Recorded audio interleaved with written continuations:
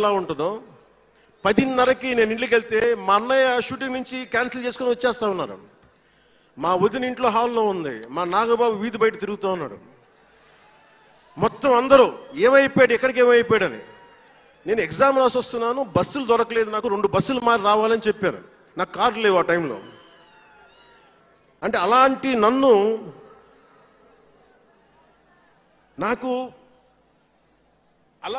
పెంచారు. ఇది మా నాగబాబు గారు ఇక్కడే ఉన్నారు, అడగండి, ఆ రోజు గుర్తుంటుంది ఆయనకి. అలాంటి నన్ను పాలిటిక్స్ చేస్తానని కానీ సినిమాల్లోకి వస్తానని కానీ ఎవరు ఊహించలే. ఎందుకంటే నేనే ఊహించలే. పోనీ 18 ఏళ్ల వయసులోనో 20 ఏళ్ల వయసులోనో 10:30కి లేటుగా వచ్చామంటే ఒక అర్థం ఉంటుంది. అక్కడమ్మాయి ఇక్కడ అబ్బాయి, గోకులంలో సీత, సుస్వాగతం, తొలి ప్రేమ చేస్తున్న సమయంలో, మేబీ తొలి ప్రేమ ముందు అటో ఇటో, సంగీత్ థియేటర్లో, హైదరాబాద్ సంగీత్ థియేటర్లో క్లింట్ ఈస్ట్వుడ్ నాకు ఇష్టమైన హీరో, అతను సినిమాకి వెళ్ళా. బ్రిడ్జెస్ ఆఫ్ మాడిసన్ కౌంటీ అని ఒక ఇంగ్లీష్ నవల్ ఆధారంగా తీశారు. అది నాకు ఇస్తుంది ఆ నవల్.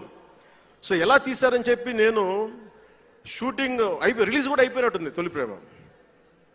నేను నా ఫ్రెండ్ ఆనంద్ సాయిని, హరీష్ పాయిని, ఇంకో 2-3తోటి సెకండ్ షోకి వెళ్ళా. సెకండ్ షోకి వెళ్ళి ఇంటికి వస్తే కింద మా నాన్న, ఇంట్లో పైన రూమ్లో పడుకోవాల్సిన మా నాన్న కింద కుర్చీ వేసుకొని ఓ నీల్ కమల్ చైర్ వేసుకొని నా కోసం వెయిట్ చేస్తా ఉన్నాడు. ఎక్కడికి రా వెళ్ళామని. షూటింగ్ అన్నాడు. షూటింగ్ అన్నాడు, సినిమాకి వెళ్ళానంటే ఆయన ఎట్లా తిట్టాడంటే నన్ను నేను చాలా తప్పుడు పనులు చేసేస్తున్నట్టుగా, ఏదో బార్లో కూర్చొని తాగేసినట్టుగా. నేను అప్పటికి కొంచెం గుండె ధైర్యం తెచ్చుకొని చెప్పాను. అక్కడ మా నాన్న అంటే భయం, చిన్నప్పుడు చాలా కొట్టేవాడు మా నాన్న మమ్మల్ని. ఆ భయం నన్ను కొట్టింది తక్కువ కానీ మా అన్నయ్యని కొట్టింది ఎక్కువ. సో ఎముడికి మొగుల్లో ప్రసాద్ బాబు ఉంటాడు. చిరంజీవి గారు పక్క వ్యక్తిని కొడితే ఇతను లైన్లోకి వచ్చేస్తాడు. అక్కడ నేను డిసిప్లిన్లోకి వచ్చాను. అట్లాగే వీళ్ళని కొడితే నేను డిసిప్లిన్లోకి వచ్చాను. నాకు ఆయన కొట్టక్కర్లేదు, నేను డిసిప్లిన్గా ఉంటానని. సో నాకు మా నాన్న చూడగానే భయం వేసింది. కొడతాడా గబుక్కున్నా బాగుండదేమో అనుకునేవాడిని. నేను చెప్పాను, కొంచెం బలం తెచ్చుకొని 3 సినిమాలు హిట్లు వచ్చినాయి, 4వ సినిమా రిలీజ్ అయ్యి హిట్ అయింది తొలి ప్రేమ. నానా నేను హీరోనన్న సంగతి కూడా మర్చిపోకు, నువ్వు అర్థం చేసుకో అని చెప్పాను. ఇంకా ఎక్కువ తిట్టాడు.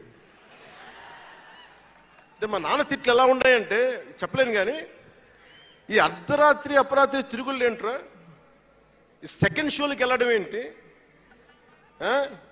ఏదో హీరో అయ్యావు అయితే అన్ని లిఫ్ట్ చేసేస్తావా అని తల ఉంచుకొని పైకి వెళ్ళిపోయాడు. అంటే అలాంటి నేను ఇన్ని కోట్ల మందికి సంబంధించిన పాలిటిక్స్ చేయాలంటే భగవంతుడు రాసిన రాత కాకపోతే నేను కోరుకున్నదా కాదు అది. అలాంటి వాతావరణంలో పెరిగిన నేను ఈ సినిమాలు ఏంటో, ఈ పాలిటిక్స్ ఏంటో, పార్టీ పెట్టడం ఏంటో అనుకుంటే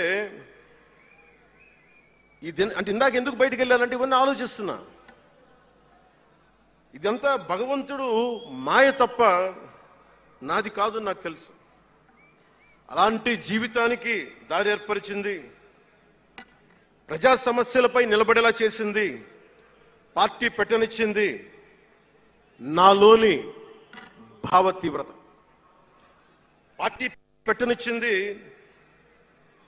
భావ తీవ్రత. పుస్తక పఠనం, డబ్బులు సంపాదించాక ఖర్చు పెట్టనంటే ఎలా కుదరదో, వద్దనుకున్న ఏదోలా ఖర్చు అయిపోతాయి. అలాగా కొంత జ్ఞానం వచ్చాక, కొంత చదివాక, కొంత చెయ్యగలిగే సత్తా ఉన్నాక నేను ఊరికనే కూర్చుంటాను, నేను ఏమి చెయ్యనంటే జీవితం అలా ఉండనివ్వదు. అలాంటి నన్ను ఏదో సాటర్డే సండే షూటింగ్ ప్రాక్టీస్కి వెళ్ళి మెడ్రాస్ రైఫిల్ క్లబ్లో, మార్నింగ్ లయలో కాలేజీలో జాగింగ్ చేసుకొని, ఇంటికి వచ్చి పుస్తకాలు చదువుకొని, మా వదినకి ఏదైనా అవసరమైతే పనులు చేసి పెట్టి, ఇలాంటి నేను సగటు మనిషి, మధ్యతరగతి మనిషి, అంతకుమించి వేరే పట్ల. పనగల్ పార్క్ వెళ్ళి కూరగాయలు తీసుకురావడం, వంకాయ ఎంత, తక్కాలి ఎంత, అంటే మన ఉల్లిపాయలు వంకాయలు ఎంత అని ఇట్లాంటివి తీసుకొచ్చేవాడిని. నెల్లూరులో పెద్ద బజారు వచ్చి, మన పెద్ద బజారు చిన్న బజార్కి వెళ్ళి ఇంటికి కావాల్సిన సామాన్లు తీసుకొచ్చేవాడిని. నాకు అంతకుమించి జీవితాన్ని కోరుకోలేదు నేను. అలాంటిది నేను యాక్టర్ అయ్యాను, ఈ రోజున పొలిటికల్ లీడర్ అయ్యాను, దేశమంతా గుర్తించే అయ్యానంటే ఇది ఏది కూడా నేను కోరుకుంది కాదు, నాకు ఇవ్వబడింది. అందుకే నేను కర్మే చేస్తాను, నేను ఫలితం ఆశించను.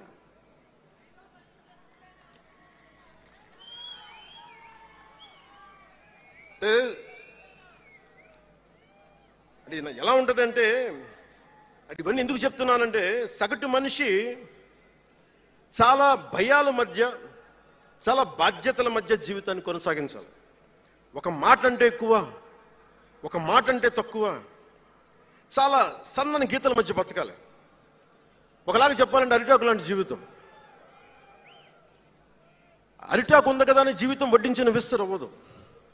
చిన్నపాటి ముళ్ళు తగిలినా మొత్తానికి చిరుగుపోతుంది. అలాంటి కోట్లాది సగటు మనుషుల ప్రభావితం చేసే సినిమా కానీ, కోట్లాది మందిని ప్రభావితం చేసే రాజకీయాలు కానీ నాకు చాలా బాధ్యతనిచ్చాయి. సినిమాలో ఎంత చెప్తే మంచిది, ఎంత చెప్తే మంచిది కాదని ఆలోచించి చేసేవాడిని. ఒక దేశభక్తి పాట పెడితే మంచిదా, ఒక క్లబ్ డాన్స్ పెడితే మంచిదా, ఈ రెండు ఆలోచించి దేశభక్తికి వెళ్ళాను నేను. అందుకే ఏ మేరా జేహానే పెట్టాను తప్ప ఓ మై డార్లింగ్ అని పెట్టలా.